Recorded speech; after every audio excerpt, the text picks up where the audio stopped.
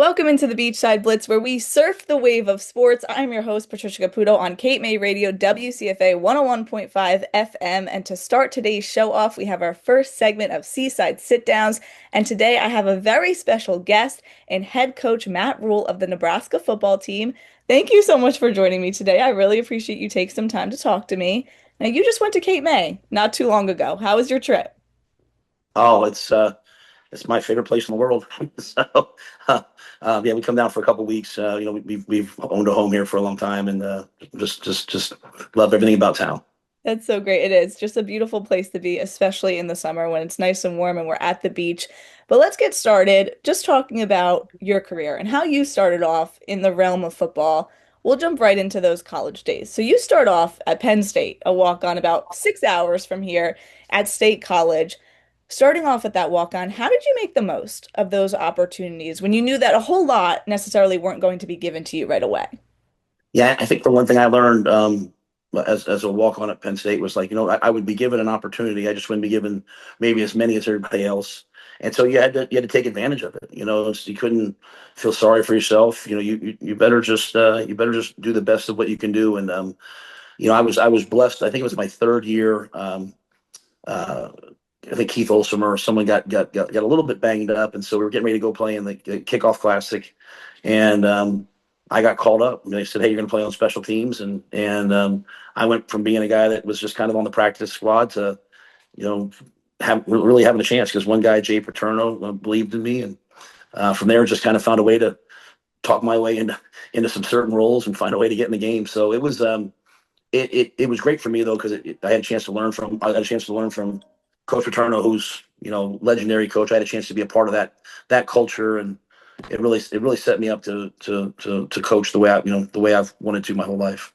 And then you stayed there after those 4 years. You're there at Penn State, and then you become a volunteer coach in 1998. So can you talk about maybe the struggle that came with that? That you're maybe not necessarily getting paid, but you're also learning a lot at that level.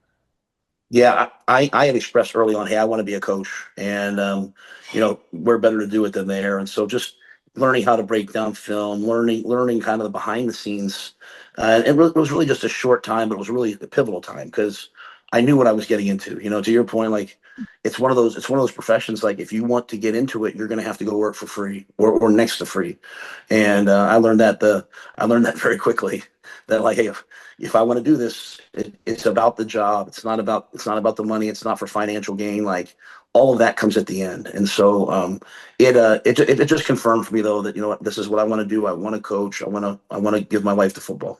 hmm And just to continue to talk about your journey. So you spent all those years at Penn State, and then it's time to move on. You go to Albright College, Buffalo, UCLA, Western California, just to name a few. Now that you have a family, especially, how is the aspect of moving around constantly for a job that, like you said, you love? Yeah, it's difficult. Like my son Bryant, he's a sophomore at Nebraska. During his up through high school, I think he went to 14 different schools. Like even his last year of high school, when I left Carolina and went to Nebraska, he stayed back in Carolina and went for his senior year. And so you think about the sacrifices that my wife Julie, Bryant, Vivi Leona, like that they've made. Sometimes, hey, we're moving because we have a great opportunity. Sometimes like in Carolina, like, hey, they've told us to leave. It's time to go get another job. It's kind of what coaching is though. Like you get into it knowing that there's not going to be a ton of stability. The great part is, even for our kids, like they've had a chance to go all across the country, meet different people. We've lived in Texas, we've lived in LA, we've lived in now Nebraska. It's one of the reasons why we bought the house in Cape May. We want our kids always to have one place that's stable. Like, hey, we always know we can go back here. So it's definitely a challenge. You try to have fun with it, make the most of it. But people do have to make sacrifices. It's great. Yeah, I know that Brian Kelly, I just graduated from LSU, and his daughter spent her last year at Notre Dame after he left. So she Mm, talked about how awkward it was being on campus and knowing that Brian no Kelly's doubt. gone, but I'm still here. That's right. That's So right. definitely that, little strange moment. But again, when you have a family that's supportive, it's helpful to do No that. doubt. And then let's talk about that little time in Buffalo.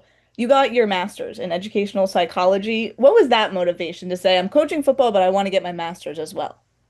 Yeah, I liked going to school. I liked going to Penn State for undergrad. And, I started that graduate program as a graduate assistant. And then I got promoted the second year to a full-time position. And so it was like, all right, well, you're no longer going to go to school.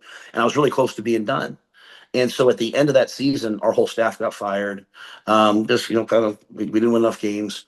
And I stayed there that spring and summer and just kept working on my master's while I looked for a job. And went to UCLA. So I went from being full-time, I had to go back to being a graduate assistant and was able to go to UCLA. I didn't know anyone there. I mean, literally, my wife and I, we sold everything that we owned, packed up in a truck and drove across the country to Los Angeles. I went to UCLA. I think I was making, our rent was 1,400. I was making $788 a month. Julie got a great job and she crushed it and supported us.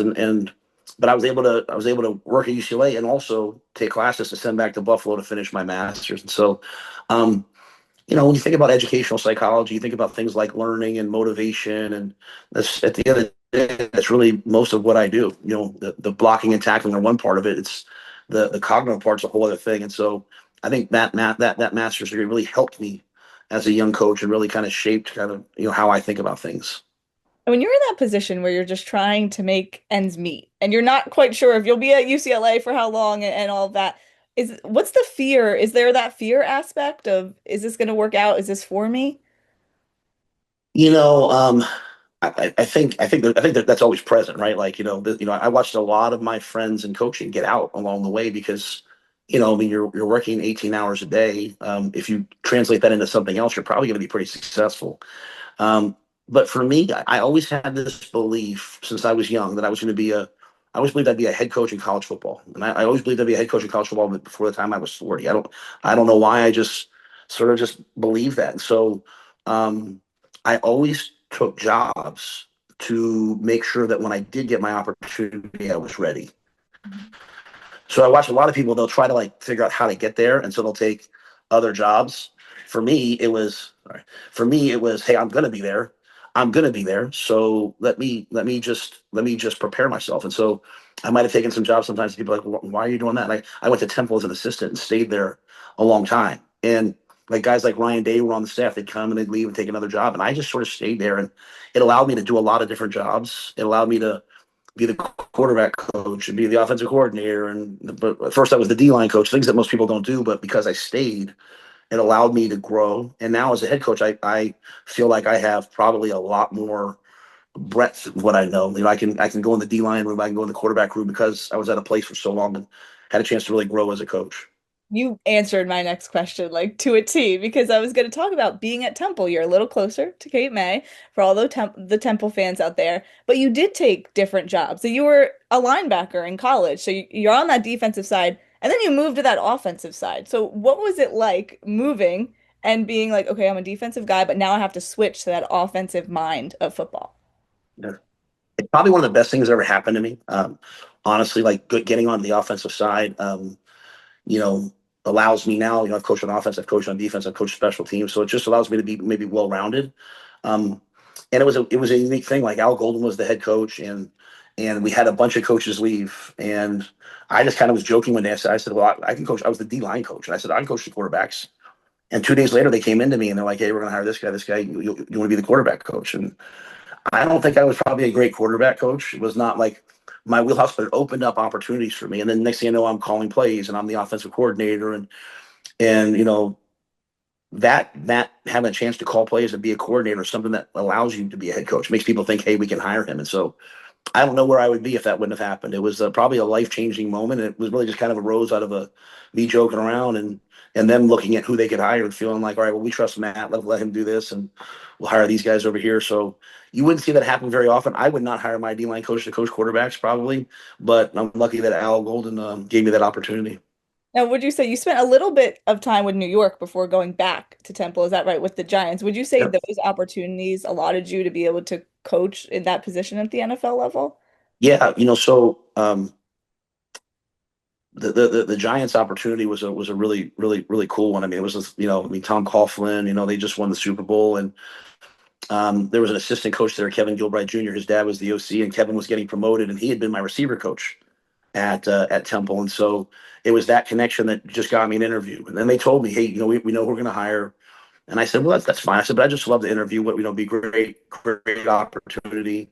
And I think I did pretty well in the interview. And the interview was unique going back to like Temple. Like, you had to be able to break down film. You had to be able to use computers to draw. And so all these things that I had done as a student assistant, as a graduate assistant, um, they came to fruition. So now here you are. Now you have a chance to go to the NFL, to be in the show, to have this better job, but you still have to do these tough menial duties that luckily I had done. And so it opened up a whole new world for me. When you're sitting there all of a sudden and you're in a meeting and Eli Manning's there and these great players. I mean, it was a great opportunity. I learned, and then working for Tom Coughlin was amazing. Mhm. Now, I know I hear players get asked some really strange questions sometimes when they're about to get drafted. Does that happen with coaches or not so much? Not really. Like, usually the interview process is, pretty. I think when you become a head coach, sometimes you can get some unique questions. But I don't. No one ever asked me anything that's too crazy. I think one great question I got was a guy named Mac Rose who hired me at Baylor. He interviewed me once at Missouri and once at Baylor, and I remember him asking me, "Hey, do you know the names of the custodians in your building?" And at the time I was at Temple, and I was like, of course, yeah. You have Sonny during the day, and Sonny comes in and does the day shift, and then Rodrigo comes in and does the overnight shift. But I think what that told me was what he values, because he wouldn't ask me that if he didn't care about having someone there that knew all the people that worked in the building, that wanted to have an environment where, hey, we're all working together for one common goal. We might have different jobs, but we have one common goal. And when he asked me that, I said to myself, all right, this guy gets it. He gets that, life's about people. It's about the community, and I enjoyed him asking me that. And let's talk about Mac Rhodes because he was pretty set on getting a guy with Texas ties. And he said, I want a guy who knows about Texas. And essentially, you didn't at the time. You're from New York, spent time in State College.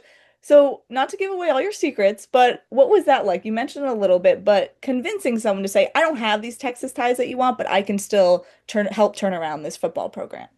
Yeah, it was really unique. The year before, Mac had offered me the Missouri job, and I wasn't ready to leave Temple, and I said no.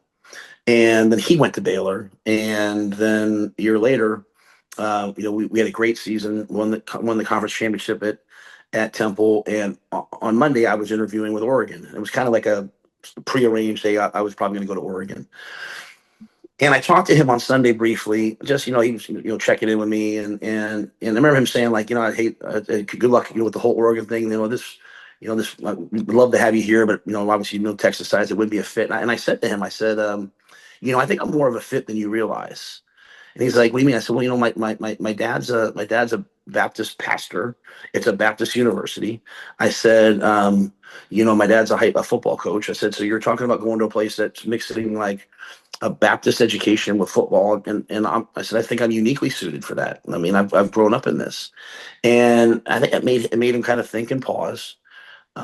He called me back a couple hours later with the guy who was running the search from the search firm, and like, "Hey, we have this crazy idea. Maybe we should talk to Matt." And then a day later, they flew to Philly, and I interviewed with them in the morning and Oregon in the afternoon. And Julie and I went to dinner, and we said, you know what, we're going to shock everybody and go to Baylor. And that's essentially what you did because it was a shock for everybody in the media. And how did they respond when you get there? Just the media and the fans of Matt Rule's coming to Baylor. I think a lot of there was a really unique time because they were coming off like the terrible sexual assault scandal, and there was a lot of questions about whose fault it was. A lot of people there, like the head coach there, Art Browse, had done an amazing job and won a ton, and I think a lot of people felt like he was unjustly fired, and so we weren't like super warmly received at first, and then we proceeded to go 1-11, which doesn't endear you to anybody. So that was a challenging time. Like for me, I can kind of hide in the office, but for my son at school, my wife in the grocery store, people were always nice. But it wasn't like it was kind of like who's this guy from New York, New Jersey coming down to our neck of the woods, and it took time for us to really win people over, and eventually you have an 11-win team, and then people like you when you win 11 games. Right, exactly. It helps, winning helps change a lot of things. But so when you're at that time at Baylor, going back a little bit to Temple, when you leave for the Giants, you come back to Temple, players are advocating for you to be the coach. So kind of hand in hand with Temple and Baylor. How are you winning over this team that says, I'm a little surprised he's here, or we want him here, and we want him to come back? What goes into that being a coach, but also being a person and wanting players to coach for you or you to coach? Yeah, I think I think I think players want to see how you're going to act when things are difficult. My first year at Temple, we went 2-10. My first year at Baylor, we went 1-11.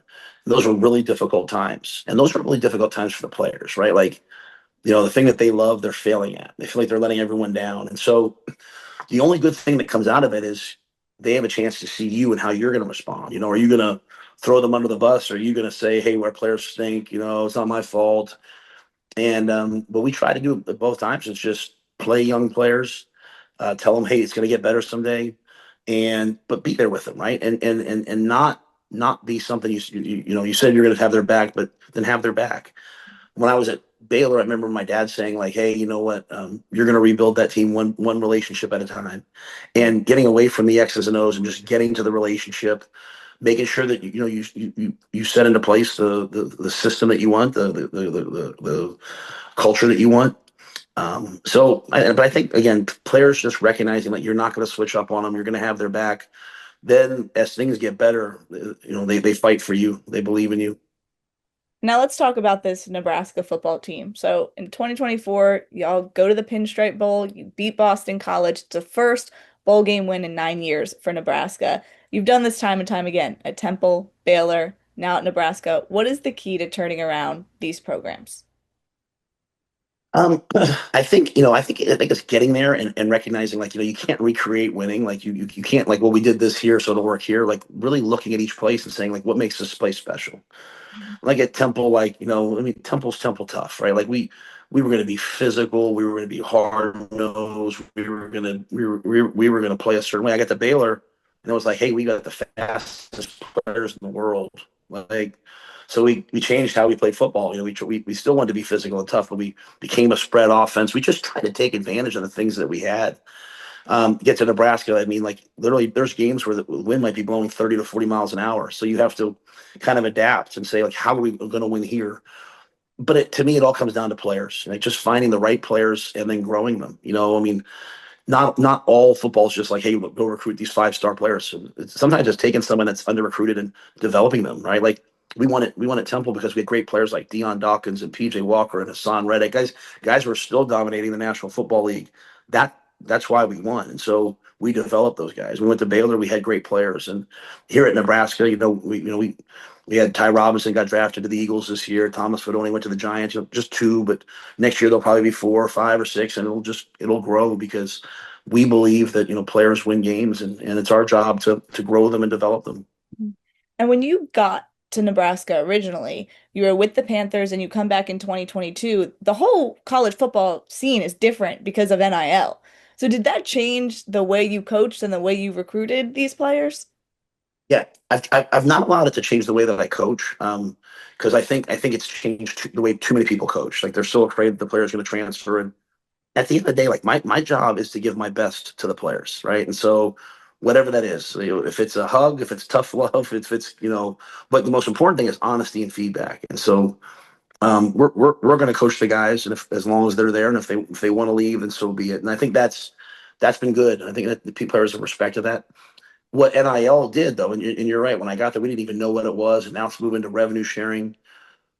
It was really important to me because at Nebraska, we have to recruit all across the country. And we felt like NIL, we felt like revenue sharing would allow us to bring in players from Florida, from California, from Pennsylvania, from all over the country. People aren't just going regional anymore; they're going all over. And we saw that ahead and said, you know what, this will be really good for us if it hits. And here we are going into year 3. We now have revenue sharing. We have a really good team, and I think we'll just get better and better every year because of it. And it seems that lucky number 3, that's the number for you. You did it at Temple, did it at Baylor. This is your third year going into Nebraska as the head coach. What's your expectation for the team this I season? mean, I think we came here because we want to win championships. We want to win Big Ten championships. We want to win a national championship. When I walk into my office every day, there's 5 national championship trophies that I walk by, and so we uh we don't want to wait for that. Like, we want to do that now. And so we expect to have a really good team. We expect to fight to get into the CFP. And once you're in the CFP, may the best team win. And so we play in a great conference. We play great games. We'll play a game in California, and then we'll come over here and play a game in Pennsylvania and Maryland. We'll play all across the country. But we like our team, and think we'll have a great chance to do something special this year. And essentially sports on one of their website yesterday said that Nebraska is the dark horse of this Big Ten conference. So what do you have to say to all those articles who are saying that your team's maybe a dark horse, but maybe not as ready to compete against other teams in the Big Ten? Yeah, but I think all that's fair. I mean, at the end of the day, you look at Oregon, you look at Ohio State, you look at Michigan, trying to get back to those places. Indiana last year, they've done it. I think for us, like, hey, we're a 7-16, and we'll be a 7-16 until we play, Cincinnati in the first game. And so I want our players. We don't spend a lot of time paying attention to what people are writing down, but I want our players to understand, like, nothing's going to be given to us. Like, if you want to achieve, you have to go earn it, and you'll do that. You'll do that on the football field in September, October, November, and hopefully December and January.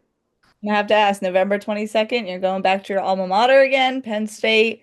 What are you looking forward to in that game? Well, Coach Franklin's done an amazing job. I just, obviously I'm the head coach of Nebraska, but I'm a Nittany Lion, and I'm proud Penn Stater, and really, really grateful for him for what he's done. You think about, Bill O'Brien coming in and Coach Franklin taking over and really weathering the storm after all the sanctions, and now they're probably the favorites to win the national championship this year, and so they've got a great team. It'll be fun to go back there to I've had a chance to coach there a couple times at Temple, and obviously played Penn State at the Link as well, but yeah, it'll be a ton of fun. It'll be late in the year. It'll be cold. It'll be probably a night game. It'll probably be a game people all across the country are watching. And for me, I'm proud of our team. I'm proud of our guys. I want them to go out and show everybody, the players that they are. Coach Rhule, thank you so much for taking some time to talk to me on this segment of Seaside Sit Downs. I really appreciate it. We are wishing you all the best this season, and we'll be watching some Nebraska football for sure. Thank Uh, you so much. this is the Beachside Blitz. We will be right back after this commercial break.